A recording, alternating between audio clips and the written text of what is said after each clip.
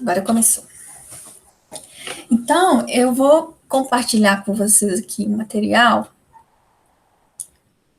uma guia no Drive. Estão vendo aí? Sim. Então, esse material nós utilizamos na revisão da AE. Eu fiz uma aula de reforço também, falando sobre esse conteúdo, porque ele se aproxima muito dos conteúdos que cobrou na E e que também serão cobrados na R. Então, nosso conteúdo principal do primeiro trimestre foram os estudos sobre o continente europeu. Daí nós estudamos aspectos físicos e depois aspectos humanos e econômicos. Nós vamos começar aqui falando sobre aspectos físicos, mas antes, vamos lembrar aqui a localização geográfica do continente europeu, né? Como a gente pode ver no mapa, nos mapas, né? No livro didático e outros mapas, o continente europeu ele está localizado predominantemente no hemisfério oriental, porque ele está a leste do hemisfério de Greenwich.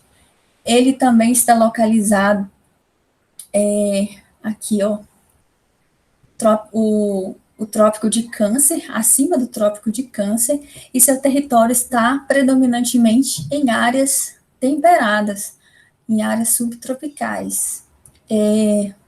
Ao sul do continente europeu, nós temos a fronteira aqui do Mar Mediterrâneo. À direita, nós temos a Ásia, né? E caminhando ali em direção ao oeste, nós temos o Oceano Atlântico. E ao norte, nós temos o Círculo Polar Ártico. Então, essas são as fronteiras. Existem formas de regionalizar o continente europeu. Nós regionalizamos, nós estudamos, né, a regionalização pelos aspectos físicos e humanos, mas se a gente considerar apenas os aspectos físicos, naturais, a Europa e a Ásia têm terrenos contínuos, né? E daí, quando a gente classifica a região ali pelos aspectos físicos, nós chamamos de continente da Eurásia. Mas nós estudamos a Europa porque é uma regionalização humana e econômica.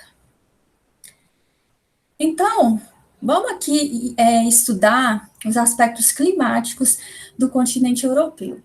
Então, como nós observamos lá, o continente europeu está predominantemente em áreas temperadas. Então, naturalmente, em função da latitude, o clima vai ser mais frio. E à medida que eu me desloco, né, em direção ao Polo Norte, ao Círculo Polar Ártico, as temperaturas vão diminuir naturalmente. Então, esse é um fator que interfere no clima, fortemente no clima do continente europeu. Nós temos também as correntes marítimas, que interferem no clima, e principalmente a corrente do Golfo. Olha aqui esse mapa, tá vendo que a corrente do Golfo ela está em vermelho? Essa corrente ela é quente e ela influencia muito no território, no clima do território ali europeu. Por quê? Onde essa corrente passa, ela é quente, as águas oceânicas elas irão se aquecer, e esse aquecimento vai provocar evaporação e, posteriormente, nuvens, né, proporcionando, principalmente ali na costa oeste da Europa, um clima mais ameno, com temperaturas mais amenas. Já à medida que eu caminho para dentro do continente europeu, as temperaturas, elas diminuem e o clima fica mais rigoroso. Então, é um outro fator que interfere aí no clima da Europa. E as massas de ar, né? Existem outros fatores também, tá? Mas eu estou colocando aqui 3, porque são os principais. As massas de ar, elas interferem também no clima, né, da Europa, porque nós temos uma corrente, uma massa de ar que ela vem do Círculo Polar Ártico, afetando o clima ali, principalmente do norte da Europa. E ali, à medida que nós estamos mais ao norte, né, desse continente, as temperaturas, elas reduzem em função não somente da latitude, mas também em função dessa massa de ar que vem do Ártico, né, e atua ali naquela região ali norte da Europa. Ao sul do continente europeu, nós temos climas mais amenos, existem massas de ar ali, principalmente no verão, vai provocar ali verões secos e quentes ali na região ali próximo do mar Mediterrâneo. E a leste, o clima vai ser mais rigoroso, em função da continentalidade, em função das altas latitudes. Então, de modo geral, o que a gente tem que entender sobre o clima lá na Europa? A latitude, né, é um continente que está predominantemente em áreas de altas latitudes, é um continente que sofre interferência da corrente do Golfo na sua porção leste, e isso torna ali o clima mais ameno, com temperaturas mais amenas. Já no interior, clima mais rigoroso. E nós temos as massas de ar, principalmente a massa de ar oriunda ali do Ártico, que interfere no continente, provocando invernos bastante rigorosos.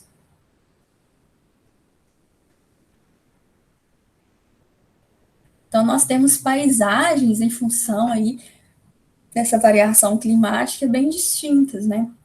Essa imagem aqui primeira são regiões ali no norte do continente europeu, em função das altas latitudes, da massa de ar, e aqui já é mais próximo do Mediterrâneo, né? Hoje nós temos ali, em função da menor latitude, também ali próximo do Mediterrâneo, e também do mar Mediterrâneo, né? O próprio maritimidade ali vai interferir em climas mais amenos também, ali ao sul da Europa. Vamos falar agora sobre vegetação. A vegetação, ela é o reflexo direto das condições de clima e solo e umidade. Então, a vegetação ela depende desses três fatores, do clima, umidade e das condições de solo. E quando nós analisamos o continente europeu, nós temos ali predominância em áreas temperadas, né? Mas nós temos algumas variações na vegetação.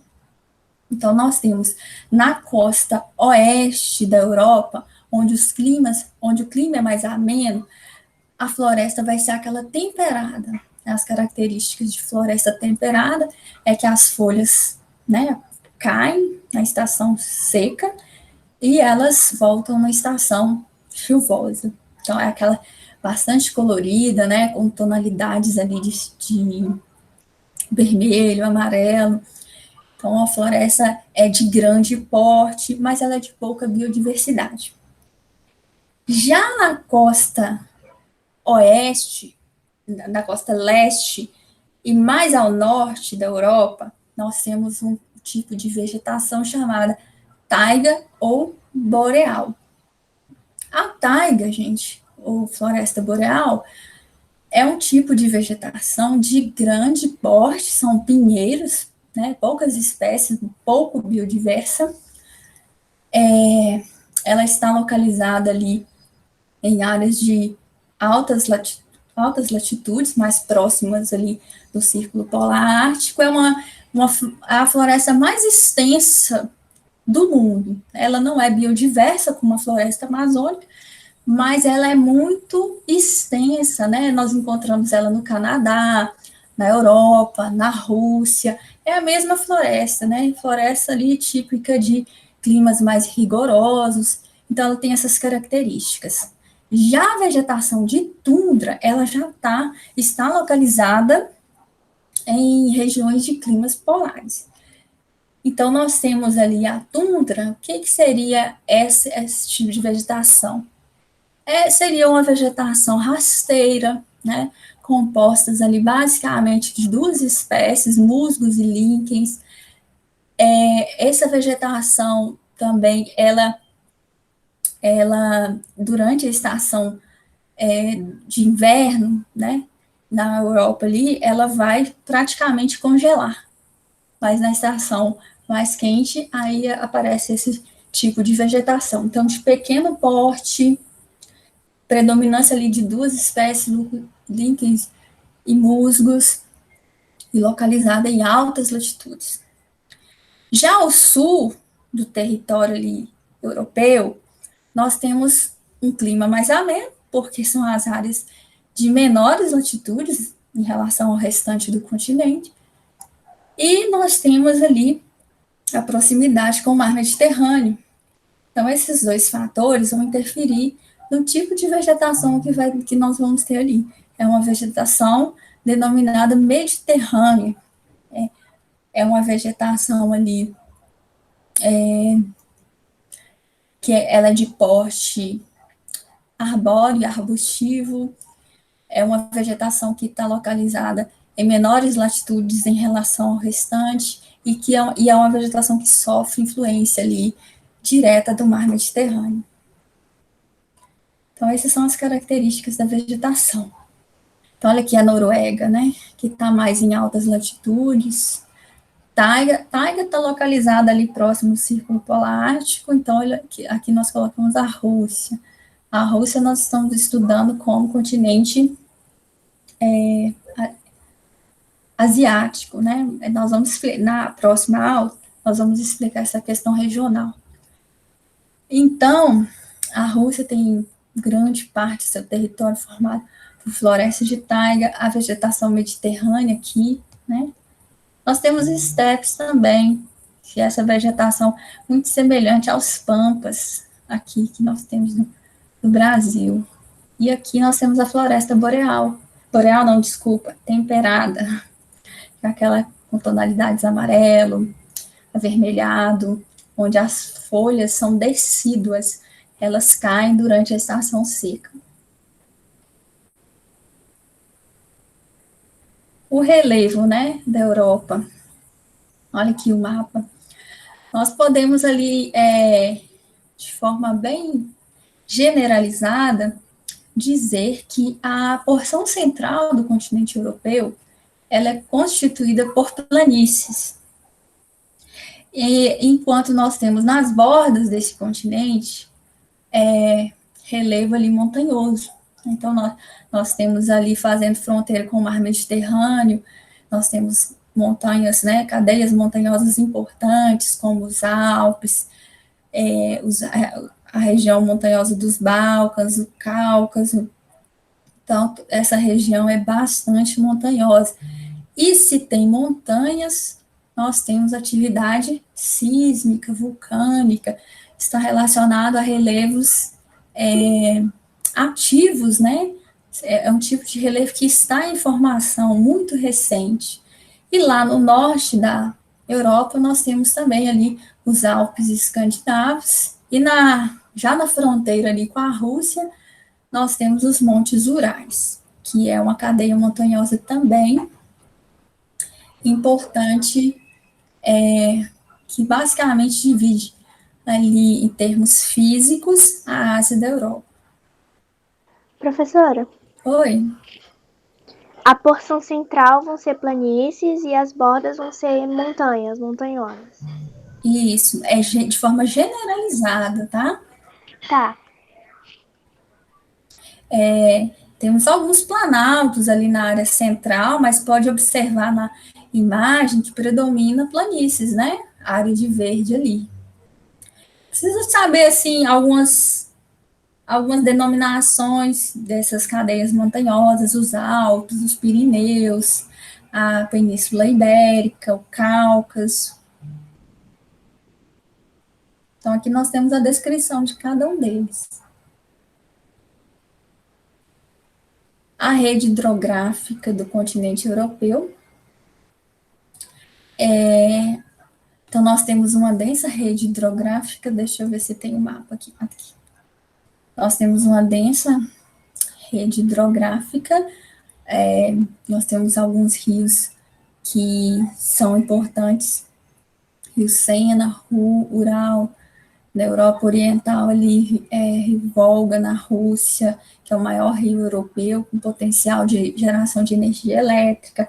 Na porção central nós temos o rio Danúbio, que faz divisa ali com 10 países, e nós temos um grande aproveitamento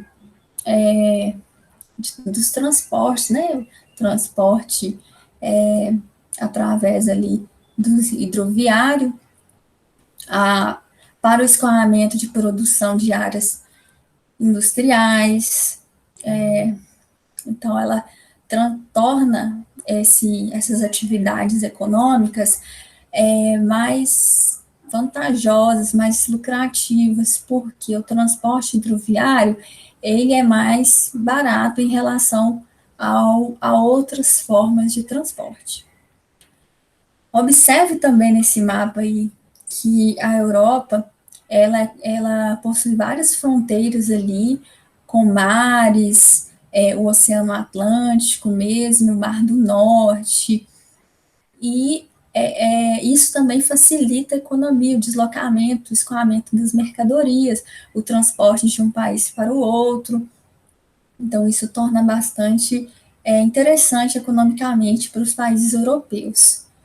A península, tem várias penínsulas. O que é uma península?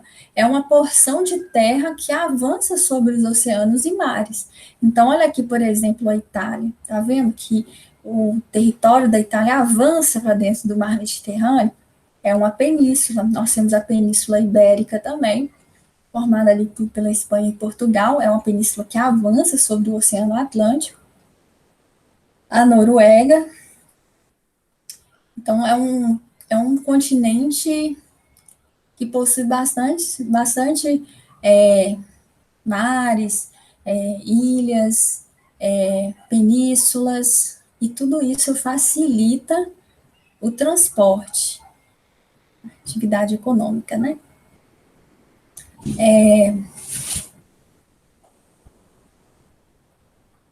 Então, possui potencial de navegação, auxilia ali nos complexos industriais, no escoamento das mercadorias.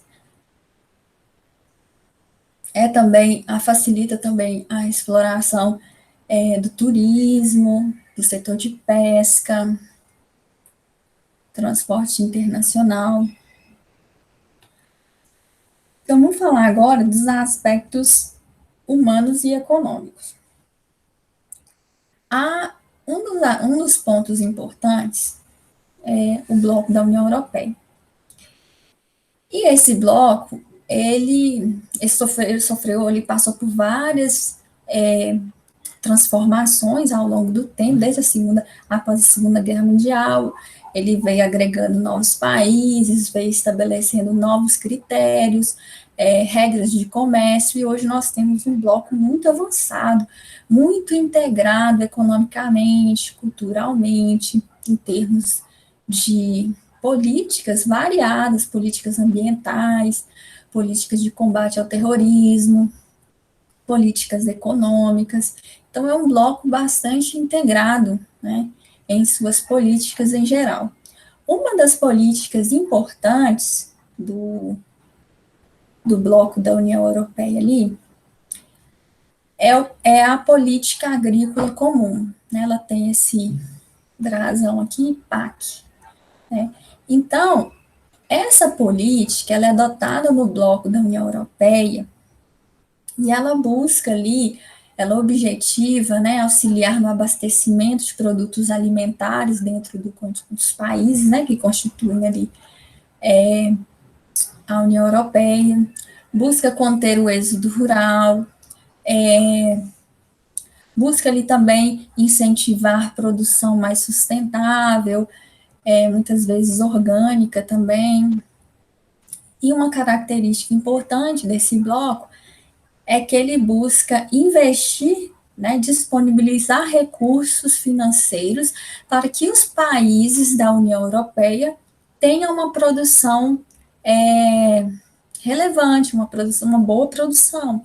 Então, ele estimula a redução da competitividade entre os países. Por quê? Porque ele investe em todos os países do bloco. Então, ele reduz a competitividade entre os países. O que esse subsídio dado pela essa ajuda econômica disponibilizada por essa política promove? Ela promove a redução do custo de produção. Então, nós vamos ter ali o agricultor, ali, que faz parte dos países da União Europeia, o custo ali de produção, de fertilizantes, sementes, máquinas, até mesmo transporte, recebe um grande incentivo da PAC, dessa política agrícola comum. Então, a produção deles é mais barata em relação, por exemplo, à política do Brasil. O Brasil tem um setor primário muito forte, sim, mas a nossa produção é mais cara do que a produção da Europa, né? Se a gente observar aqui no Brasil, nós não temos tantos, são pouquíssimos subsídios. Além disso, nós transportamos a nossa produção predominantemente pelo transporte rodoviário, que é um dos mais caros que existem. Então, tudo isso vai encarecer a produção. E quando os produtos eles vão disputar ali no mercado internacional, o produto da União Europeia é mais barato do que o produto brasileiro. Então, vai aumentar a competitividade da Europa no mercado internacional, trazendo lucros para esses países, mas ele vai reduzir ali a competitividade entre os países do bloco. Entenderam? Entendi sim, professora. Beleza. E justamente esses subsídios, né, dados principalmente os países desenvolvidos que disponibilizam subsídios, né? Os Estados Unidos subsidia a produção agrícola e os países europeus também. E aqui nessa charge, ó, ela mostra como que os países subdesenvolvidos, os países emergentes, eles sofrem, né, com a produção subsidiada dos países desenvolvidos. Eles possuem mais condições, eles possuem maior competitividade no mercado internacional por causa desses subsídios. Aqui está um outro desenho aqui, né? O subsídio com trator, né? A produção mecanizada, né? Ela é muito mais produtiva do que aquela manual, né? Dos países que não possuem tantas condições tecnológicas para produzir. Então, quando esses produtos, os produtos de países desenvolvidos e subdesenvolvidos, eles vão para o mercado internacional, os países subdesenvolvidos, eles saem prejudicados. E isso é uma das reclamações dos países emergentes e os países menos desenvolvidos na OMC, que é a Organização Mundial do Comércio, contrários a esses subsídios, né? Porque torna as relações comerciais ali desiguais.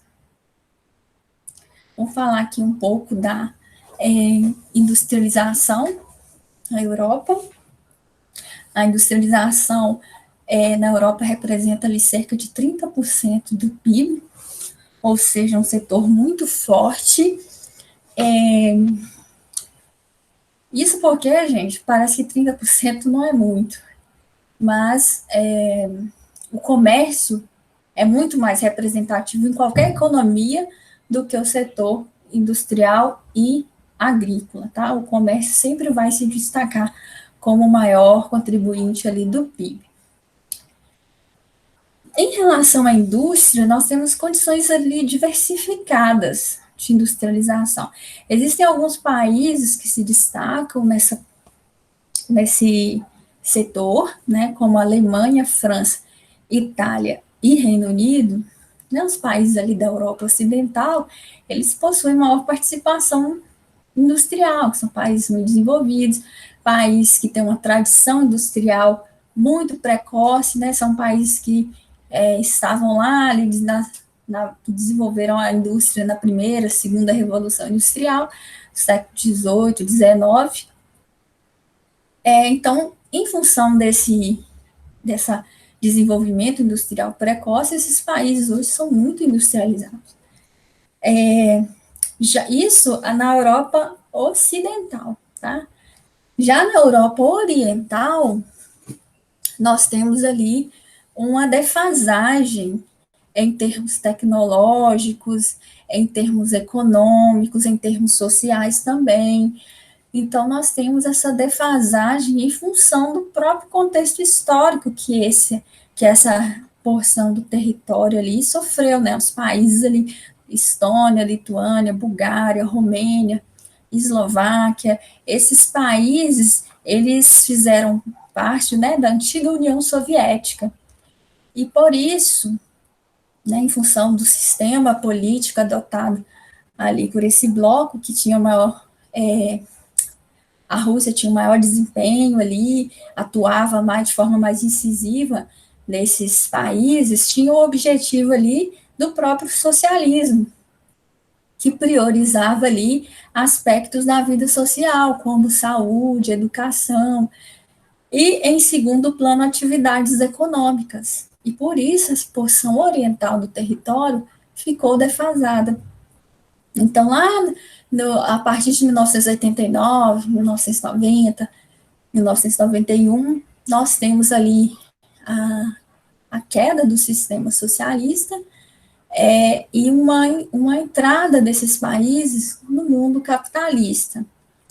Logicamente que lá no início, lá em 1990, esses países sofreram muito para se incorporarem ali no novo sistema, né, uma defasagem muito grande.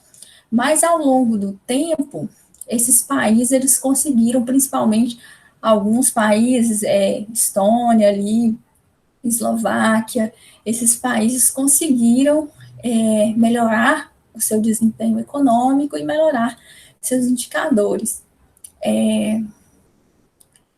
Mas ainda hoje, esses países apresentam uma defasagem em relação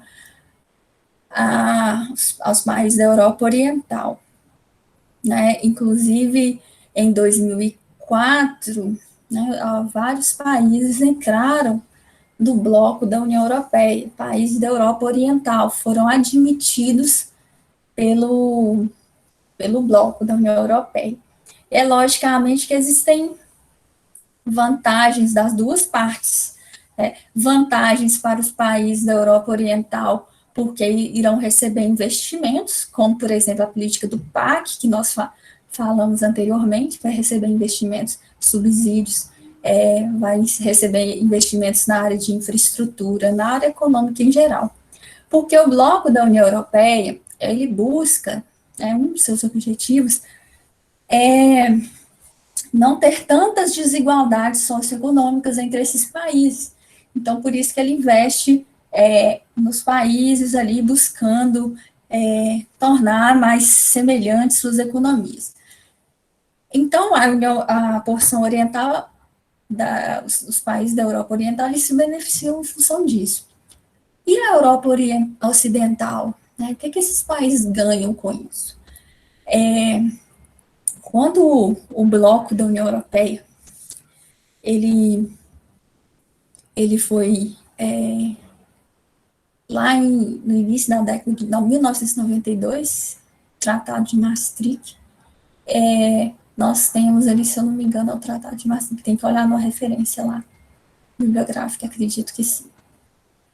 Nós temos ali uma maior integração em termos políticos e econômicos dos países da União Europeia, permitindo ali a livre circulação de pessoas, de capitais, bens e serviços. Então, uma indústria, ela poderia ali sair da França e ir lá para a Estônia ou para a Romênia. Então, era permitido, né, esse deslocamento.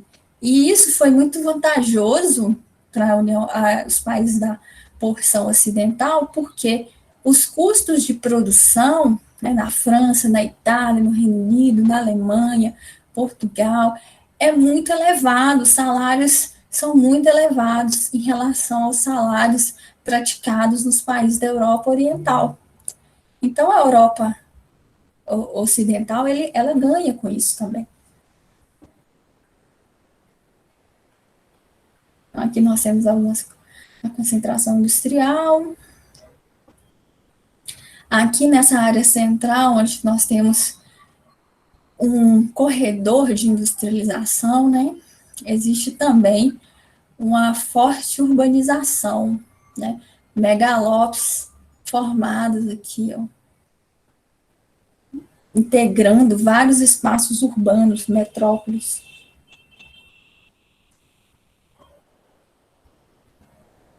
Então, aqui alguns dados gerais.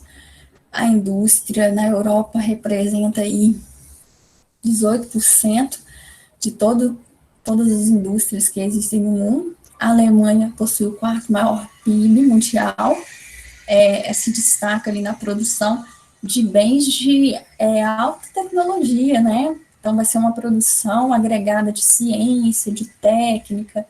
Então, são produtos ali eletrônicos, um desenvolvimento do setor automobilístico, petroquímico, indústrias tradicionais e indústrias modernas, eletrônicos, farmacêutica. Tanto que essa vacina, né, as vacinas, nós temos vacinas, não sei se é a AstraZeneca, que é da Alemanha ou Reino Unido. Então, são vacinas porque que ela foi produzida lá em tempo recorde, né? Nunca se produziu uma vacina em tão pouco tempo, porque eles possuem laboratórios, eles possuem ali uma elevada investimentos em educação, eles têm uma tradição em investimentos em tecnologia, o que os países emergentes e menos desenvolvidos não têm. A França está ali entre os 10 maiores PIBs do mundo também, se destaca em empresas de alta tecnologia, Reino Unido. Vamos falar aqui um pouco agora de energia.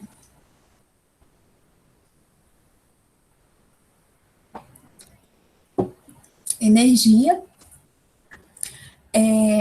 a União Europeia, a Europa de modo geral, ela é muito dependente de fontes energéticas, principalmente aquelas oriundas da Rússia. A Rússia tem uma elevada produtividade, grandes reservas de petróleo.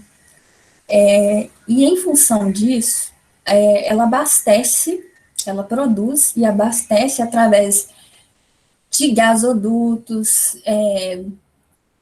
de dutos de modo geral, os combustíveis fósseis.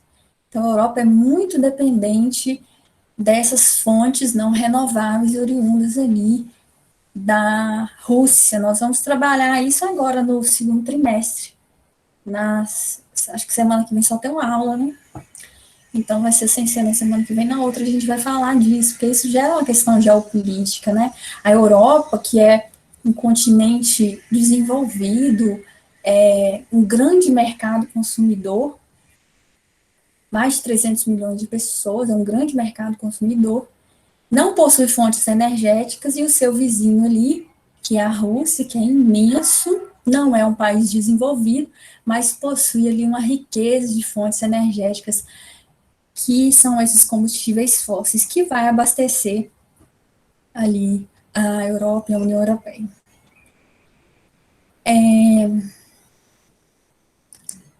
Então, aqui, ó, a Rússia tem um papel central no abastecimento energético da União Europeia, representa 30% das importações de petróleo, 39% das de gás natural e 40% das de carvão.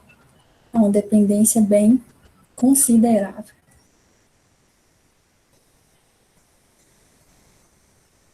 E a Europa, se tratando de questões ambientais, se tratando de questões ali de fontes renováveis, é um continente, a União Europeia, né? Ela se preocupa muito com as questões do aquecimento global, com a questão da produção mais sustentável, e ela assina, sempre está ali como protagonista dessas discussões ambientais. Ela assinou o Acordo de Paris.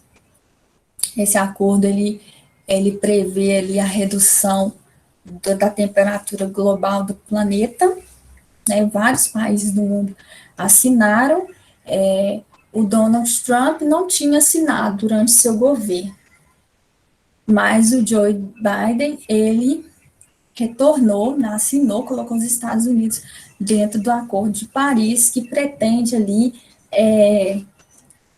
reduzir ou reformular a sua produção, a sua indústria, buscar formas ali de produção mais sustentáveis, que emitem ali menos gases, né, de efeito estufa. E a Europa, ela pretende realmente, assim, ela leva muito a sério essas questões ambientais, ela pretende reduzir, e ela reduz, né, quando nós comparamos, quando a gente teve essa aula, né, no início do trimestre, nós vimos ali como que foi a relação dos países em relação à emissão de gases de efeito estufa da década de 90 e de 2000. Nós podemos perceber que houve uma redução de alguns países. Alguns mantiveram poluindo e outros tiveram ali uma redução.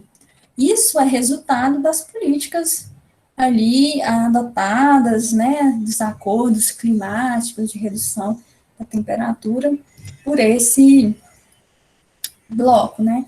A União Europeia também, o Greenpeace é de lá, sempre nós temos notícias no jornal da Europa, da União Europeia, pressionando, por exemplo, o governo brasileiro ao não desmatamento, né? Então, a floresta amazônica, ela tem um forte papel em termos de capturar o CO2, né? Então, quando você desmata, você está reduzindo essa capacidade de absorção. E com isso, o Brasil, ele contribui muito para o aquecimento global, não tanto em relação à sua produção industrial, mas principalmente em relação ao desmatamento, né? Então, pessoal, nós temos aí esses principais conteúdos. Aí eu queria ouvir de vocês, se vocês têm alguma dúvida, querem comentar alguma coisa.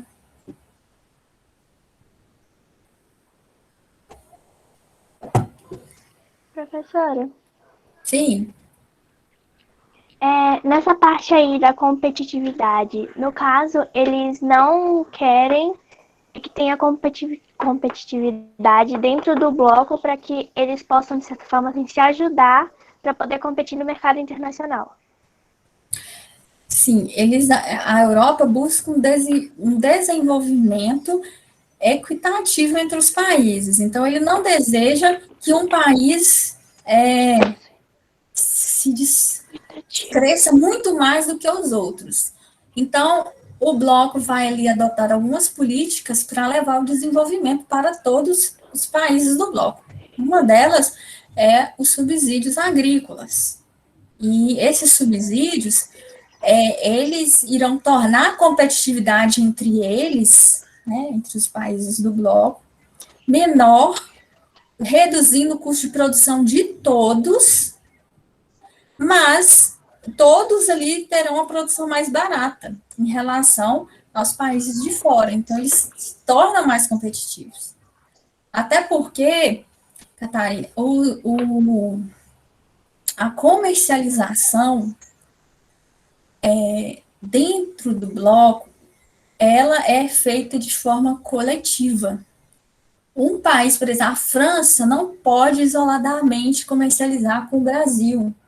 A França, como faz parte do bloco da União Europeia, ela só pode comercializar dentro do bloco, atendendo todos os critérios estabelecidos pelo bloco. Então, ela comercializa de forma coletiva. Ok, obrigada, professora. Por nada. E você, Teófilo?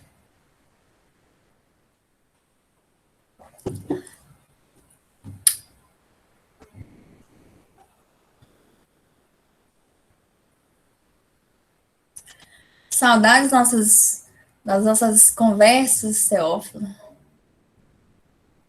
Você sabe muita coisa de história.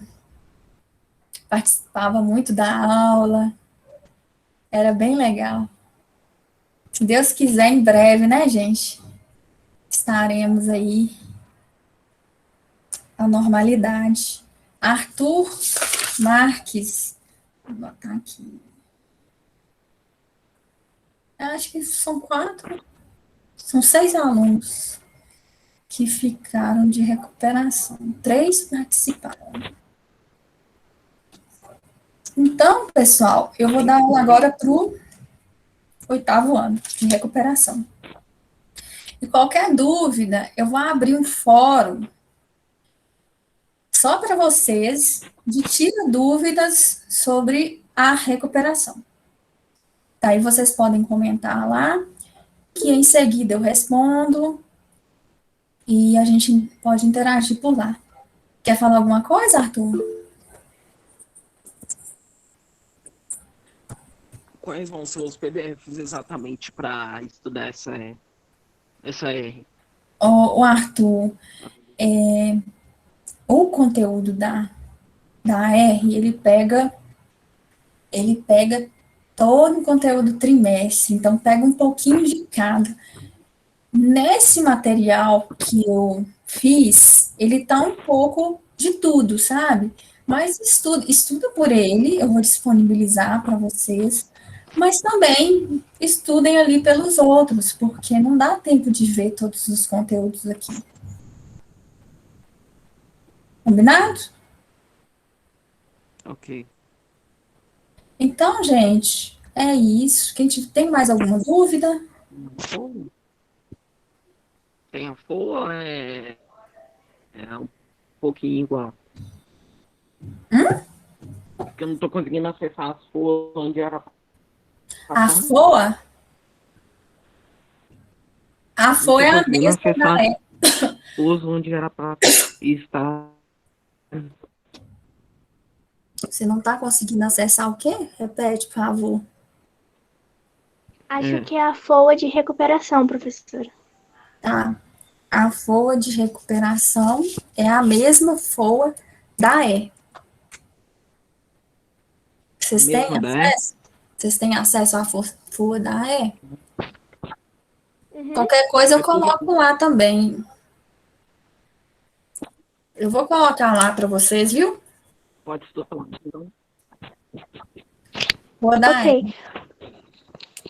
Professora, Oi.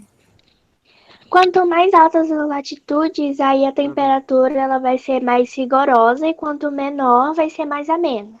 Isso. Tá. Então, a latitude interfere no clima da Europa. Daí estudem também outros fatores climáticos que interferem. A latitude é um, mas tem as massas de ar, tem as correntes marítimas, né?